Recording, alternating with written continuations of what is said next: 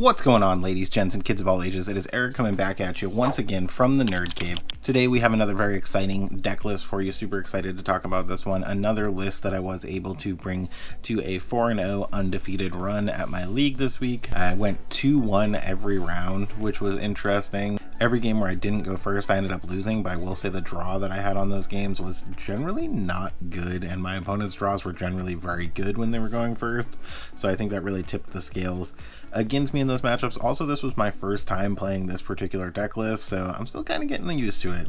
Before we jump into the breakdown on today's deck list, though, and some speculation on what could possibly make the deck better going into set 7, as always, we have to give a big shout out to the Patreons for making the giveaways on the channel possible. You guys are the real MVPs. Couldn't do any of this without you.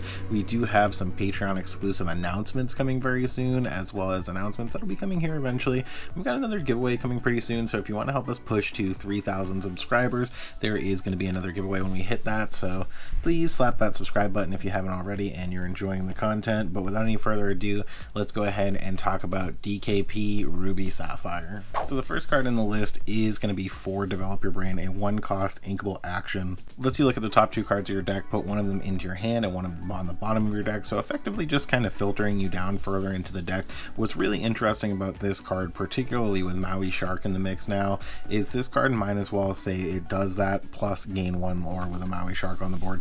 So the extra lore really has made Develop Your Brain super relevant to this deck, whereas it had kind of fallen out of favor with Ruby Sapphire for other lists. Another continual Ruby Sapphire stable since set 2 when this card came out. We have 4 Popsicles, a 1-cost inkable item. It's going to let you draw a card when it comes into play, and you can banish it to heal something for 2. Typically not what you're looking to do with it, particularly in this deck where it's the only item you're playing to interact with your Hiram. Moreover, that's going to be here to draw you cards. Next up, we have 4 Tipo Growing Sun, a 2-cost inkable character, 1/2 stat line questing for 1, but what really makes him good is his ability. When you play this character, you may put a card from your hand into your inkwell face down and exerted. Keep in mind, you are going to be able to ink uninkables with this card, although this deck is only playing 8 uninkables, which is super low compared to Sapphire lists of yore, which we're playing 20 sometimes. Then we are on 4 Sail the Azurite Seas, a 2-cost inkable action. This is going to let you draw a card and ink an additional card during your turn.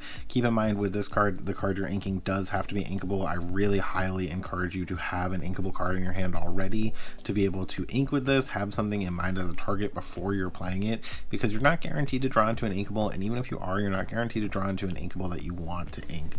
So keep in mind, it's always worth it to at least have a backup inkable in your hand when you're playing Sail the Azurite Sea. But this or Tipo is 100% where you want to be on turn 2, because this deck knows what it wants to do. It's only playing 1 3-drop, so it's looking to push from turn 2 to turn 4 essentially, and Sail the Azurite Sea and Tipo are going to let you do that super well. Your last 2-drop in the deck is for Vision of the Future, a 2-cost inkable action. Going to let you look at the top 5 cards of your deck, put 1 in your hand and the rest on the bottom. Kind of crazy the way that this lets you dig through your deck. Same thing with Develop Your Brain. This is going to let you look at 5 cards. So say for instance you play 2 Vision of the Future and 2 Develop Your Brain over the course of the game. You have got to look at 1/4 of your deck off of that. Assuming you're playing a 60 card deck, you're getting to look at 14 cards off of those cards. You're only putting 4 of those cards in your hand, but you're getting to look at 14, so you're cycling through 14 cards to put the absolute best cards in your hand that you can. If you're hitting more Vision of the Future or Develop Your Brain in a match, could be even more cards. So it's kind of crazy how much of your deck you're able to see every game. Next up, we are on 4 Brawl, a 3-cost inkable action. Banish chosen character with 2 strength or less. I will say, playing this deck today in the matchups I came up against, I played against a lot of aggro. Brawl was really good into the aggro matchups, but I had 2 matchups where I was playing in Steel, and I gotta say, Brawl did not feel as good against Steel. They're playing things now like Calhoun and Smee and Lawrence and stuff that Brawl just isn't going to hit. I did have one instance where I was able to run my Hiram into Pluto to bring him down to 1 and then brawl him off of the board and use my Maui to kill something else, which honestly felt pretty good. But overall, I didn't feel like I was getting the value out of Brawl that I would have liked. I think it would definitely be potentially better with Ice Block, which this deck is not playing. I do think there's an argument for squeezing 2 Ice Blocks in here. Next up, we are on 3 Grandma Tala, Keeper of Ancient Secrets, a 4-cost inkable 3/3 stat line questing for 1.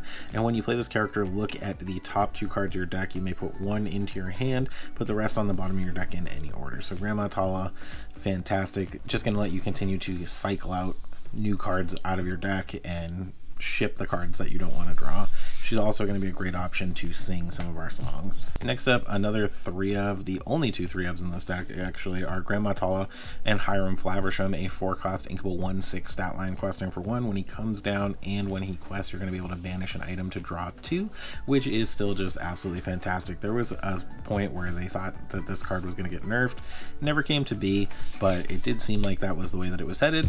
Didn't end up happening, which, you know, I think anyone who plays Sapphire is probably pretty thankful for. Then last character in the 4-cost slot, we are on 4 Goofy Super Goof, a 4-cost inkable 2/4 stat line questing for 1 with Rush, and whenever this character challenges another character, you're going to gain 2 lore. I did find that incredibly useful. The fact that it's just when you challenge and not when he banishes something makes it really super good to potentially close out a game, and in those aggro matchups, it's just really super gross to kind of scratch you back a little bit faster. And he can also, if he doesn't have something to challenge into and questing doesn't feel that relevant, he is another potential option to sing our main song in the deck, which is going to be How Far I'll Go, a 4-cost uninkable, one of the only 2 uninkables in the deck, action song. Look at the top 2 cards of your deck, put 1 into your hand and 1 into your inkwell face down and exerted, so you're taking advantage of both of those resources. The fact that you can sing this and get an additional ink and an additional card in your hand just honestly feels kind of crazy.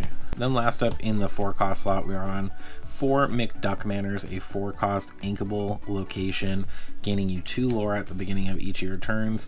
It is 1 to move in, which you're typically never going to want to do, at least not with this deck. You have no value out of moving 1 in, but it has 9 willpower, so it's super difficult for your opponent to take out one of the highest willpower locations in the game, and gaining you 2 lore at that. Next up, jumping over to the 5-cost slot, we are on 4 Maui Hero to All, 5-cost inkable character, 6/5 stat line, does not have any ability to quest. However, he does have Rush, so he is going to come down and just absolutely blast stuff off the board, and he does have Reckless, so he is definitely not irrelevant to the game. He is going to be able to do some great stuff for you, and again, much like some of those other characters, if he doesn't have a valuable target, he can potentially be a great option to sing How Far You'll Go.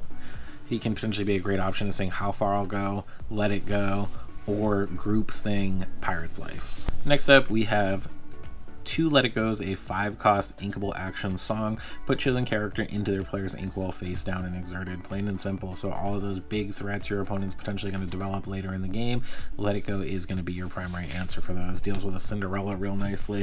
Not that that's the most relevant. It's going to deal with those opposing Maui Sharks. Speaking of Maui Shark, jumping over to the 6-cost slot, we're on 4 Maui Half Shark, a 6-cost inkable 7/5 stat line questing for 1 with frankly all of the abilities. Like, this card is absolutely nutty. Has evasive on a 7/5 stat line for 6 with evasive and a thinkable. Whenever this character challenges another character, you may return an action card from your discard in your hand, which is crazy. You can dig back up your Be Prepared to blow up the board again if that's what you need to do.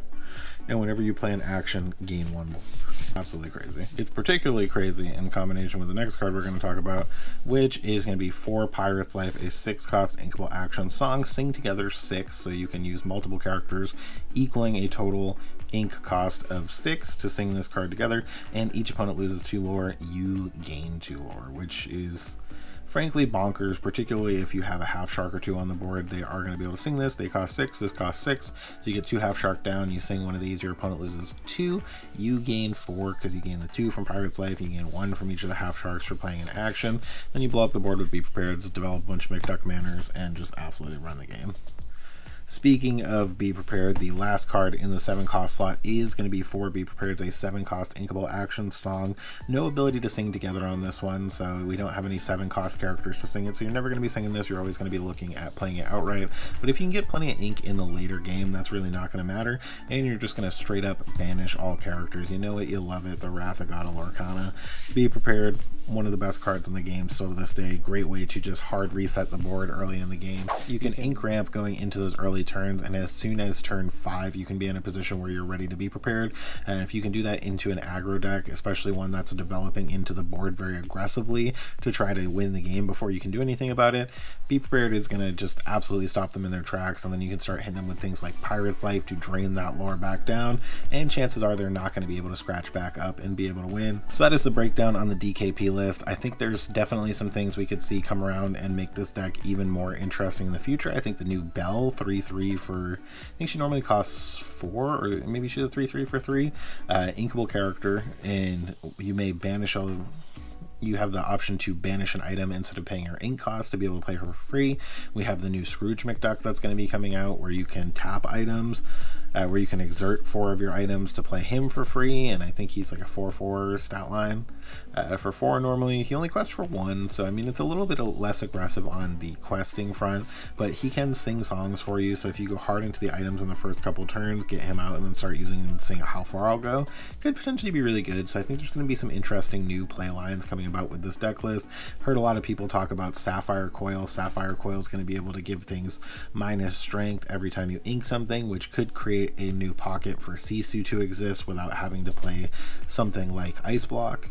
So there's going to be a lot of new play lines going into the new set. I think there's going to be some interesting new red cards as well that could change things up, but that is kind of how it looks for set 6. Set 7, we'll see if it changes or if it's just more of the same and the deck keeps doing what it does really well, which is just blow up the board and then gain uninteractive lore through things like Super Goof, McDuck Manor, and Pirate's Life, which is absolutely nutty. Like when you can, like I mentioned, when you can get 2 Maui Sharks out and then you can start playing Pirate's Life and gaining lore like crazy, it's just nuts. I've had a game where I gained like 16 lore in 2 turns through totally uninteractable cards, and in the meantime I'm draining my opponent for I think it was like 6.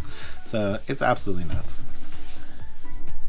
But what did you guys think of this list? Do you think it is one of the best lists of the game? Do you think the deck is absolutely toxic and a burden to the game? Do you think it's still not as bad as Discard? Everybody hates Discard, right? But I took it to a 4-0 win, but I also took the more traditional version of Ruby Sapphire to 4-0 win. So is Ruby Sapphire just broken all around? Is this the best version of it? What do you guys think? What are the bad matchups for it? Do you think you beat this deck pretty handily with whatever deck you're playing? Love to hear your thoughts in the comments below. Remember to like if you're enjoying the videos. It helps us to get recommended to other people who may enjoy the content that you're enjoying, and potentially punch up that subscriber count by slapping the subscribe button and hit the bell if you want to get notified when new videos go live. But remember, when you see those toys, video games, and super goofs off in the distance, it is not a mirage. You guys have a great day.